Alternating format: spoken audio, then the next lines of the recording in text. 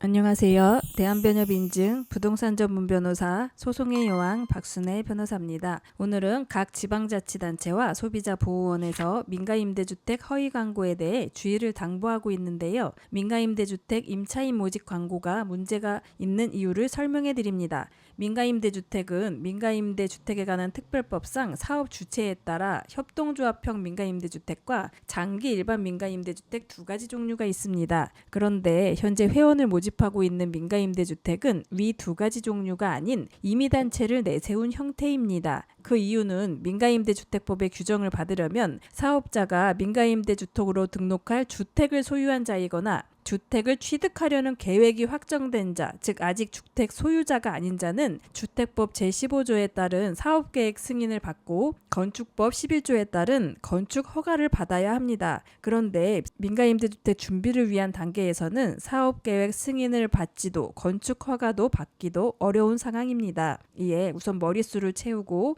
회원들로부터 돈을 받고 사업을 준비하는 과정에서 임대사업자 자격 취득 전 임의단체라는 단체를 만들어서 회원 가입을 시키고 있습니다. 그런데 기업형 민가임대 설립 전에 임의단체임에도 광고 내용과 계약성의 명칭을 살펴보면 민간 임대주택 가입 계약서처럼 만들어서 보증금은 허구 보증에서 보호해준다는 문구로 마치 돈을 내면 납부한 돈이 보증금 성격이고 보증금이 보호되는 것처럼 광고를 하고 있습니다. 그러나 임대사업자의 자격을 갖추어야 비로소 임대보증금에 대한 보증에 가입할 수가 있습니다. 즉, 임대사업자 자격이 나오기 전 납부금액은 보증금이 아닌 일종의 투자금의 성격으로 만약 사업이 중간에 무산되면 받지 못하는 돈입니다. 일반인이 민가임대아파트 회원 모집 광고를 본다면 임차인으로 들어가서 10년 후에 내 집으로 만들 수 있다는 설명을 듣고 회원 가입을 하는 것인데 알고 보니 위 사업 구조는 사업 초창기 단계로 회원이 내는 돈은 투자금이라는 설명을 하지 않고 회원을 모집하고 있고 정식으로 임차인이 아님에도 예비 임차인 등의 명칭으로 혼란을 줄 수 있게 광고를 하여 소비자보호원과 각 지방자치단체에서 주의를 당부하고 있는 것입니다.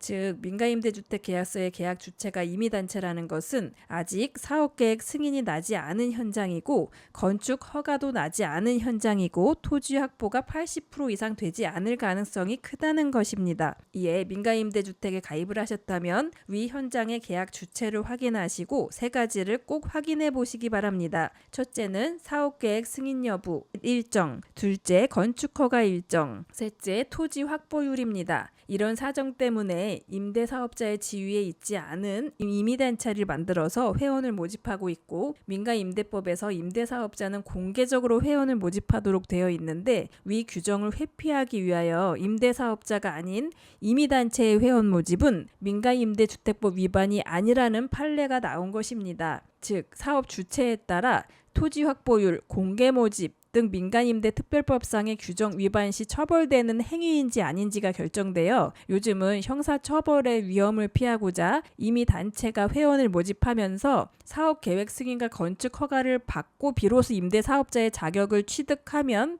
임대차 계약서를 작성하고 보증금을 보호받는 구조입니다. 이에 민간임대주택에 가입하시면서 이런 사정을 참작하여 허위 과장 광고에 속지 마시기를 당부드립니다. 감사합니다.